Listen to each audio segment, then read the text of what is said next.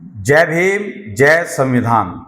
साथियों, आप देखते हैं कि कभी कभी सत्ता में बैठे लोग विभिन्न कार्यक्रमों में, सार्वजनिक मंचों पर ऐसे बयान दे देते हैं कि जो पढ़ने और सुनने में बेहद अच्छे लगते हैं, लेकिन जब ज़मीनी हकीकत पर उनका आंकलन किया जाता है, उनको देखा जाता है, तो वो सच्चाई से उतने ही परे होते हैं।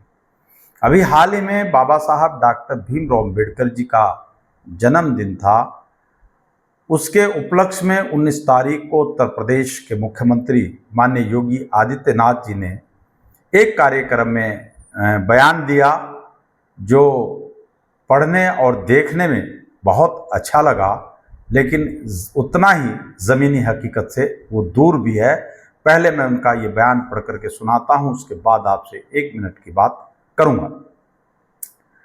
मुख्यमंत्री योगी आदित्यनाथ ने कहा कि डबल इंजन सरकार आने के साथ यूपी 8 साल से माफिया मुक्त, गुंडा मुक्त और दंगा मुक्त हो चुका है। यूपी की चर्चा अब सिर्फ विकास के लिए होती है। 2017 के पहले समाज को जाति, मत और मजहब के नाम पर बांटने वाली ताकतों ने खुद और परिवार का विकास किया है। उनकी असलियत सामने आने लगी है, तो अब फिर से कांग्रेस, सपा देश प्रदेश में जाति दंगे करवाना चाहती हैं।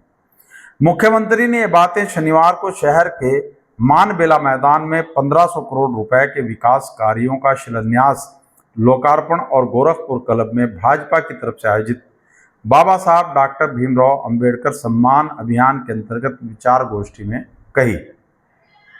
सीएम योगी ने कहा कि विकास का कोई विकल्प नहीं होता। जो विकास नहीं करा पाते वे जाति, मत, भाषा, क्षेत्र और मजहब के नाम पर सामाजिक ताने बाने को छिन्न भिन्न कर समाज के सौहार्द को बिगाड़ने का काम करते हैं। मौका मिलने पर ऐसे लोग खुद और अपने परिवार के विकास के लिए कार्य करते हैं। सुरक्षा की गारंटी में नई आभा बिखेर रहा उत्तर प्रदेश, ये हमारे लोकप्रिय मुख्यमंत्री योगी आदित्यनाथ जी का कहना है। सीएम ने कहा कि यूपी भी नए भारत के नए उत्तर प्रदेश के रूप में अपनी आभा बिखेर रहा है। 8 वर्षों में बदलते परिवेश और परिवर्तन को सभी ने देखा है। यहाँ अन्नदाता किसानों को सम्मान मिल रहा है, नारी गरिमा और सुरक्षा की गारंटी है। व्यापारियों को सुरक्षा और नौजवानों को रोजगार की गारंटी है। व्यापारी बिना भय के यूपी में कारोबार करते हैं। नए नए उद्यम लग रहे हैं, तो बड़ी संख्या में रोजगार भी मिल रहा है। बहन और बेटियां बिना भय के स्कूल, कॉलेज और बाजार जा रही हैं। ये हमारे बेहद लोकप्रिय मुख्यमंत्री योगी आदित्यनाथ जी ने बात कही है।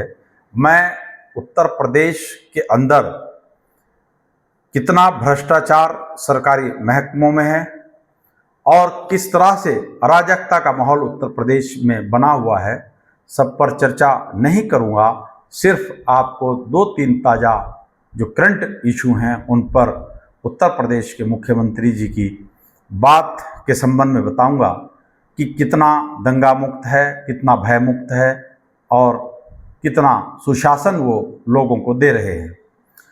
अभी हाल ही में लोकसभा के अंदर समाजवादी पार्टी के सांसद रामजी सुमन ने राणा सांगा को लेकर एक बयान दिया और उस बयान के बाद कुछ तथाकथित हिंदुत्ववादी गुंडों ने जो गुंडई पुलिस प्रशासन के संरक्षण में आगरा के अंदर सांसद रामजी सुमन के आवास पर की और तोड़फोड़ करी और आज तक कोई ठोस कार्रवाई नहीं हुई, इस बात से उत्तर प्रदेश के भयमुक्त होने का प्रमाण आपको अच्छे तरीके से शायद मिल जाएगा।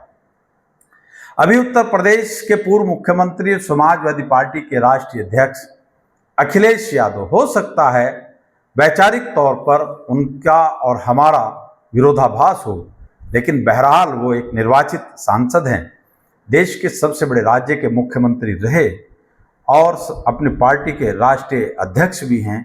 देश में तीसरे नंबर की सबसे बड़ी पार्टी भी लोकसभा में है। उस नेता को योगी आदित्यनाथ के सजातीय लोग खुलेआम टीवी चैनल्स पर, कैमरे के सामने, समाचार पत्रों में और अपने विभिन्न इंटरव्यूज में खुलेआम कह रहे हैं कि अखिलेश यादव की हत्या कर देंगे, अखिलेश यादव को गोली मार देंगे।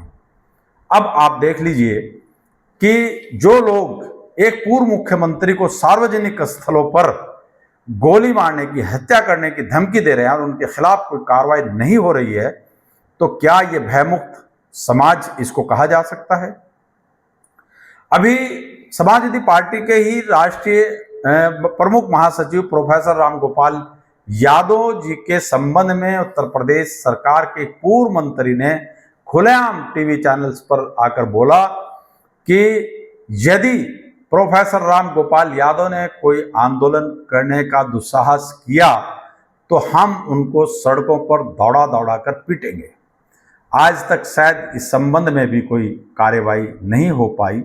अभी मेरठ के अंदर आपने देखा होगा कि एक बच्ची के साथ बलात्कार हुआ और कुछ दलितों को उत्तर प्रदेश के अंदर ही जला करके भी मार दिया गया। इस तरह की घटनाएं प्रदेश के अंदर बड़े पैमाने पर हो रही हैं और यहाँ तक हो रहा है कि पुलिस थाने में बैठा पुलिस का अफसर भी योगी आदित्यनाथ जी के देशभक्त लोगों से सुरक्षित नहीं है, वो भी बड़ी मुश्किल से काम कर पा रहे हैं।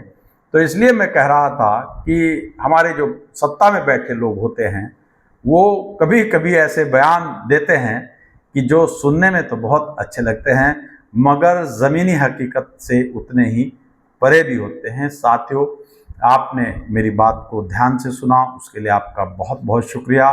मैं पत्रकार इंतखाब आज़ाद आपसे ये दरख्वास्त करूँगा कि तहलका एक्सप्रेस यूट्यूब चैनल को सब्सक्राइब करने का कष्ट करें। खुदा हाफिज़।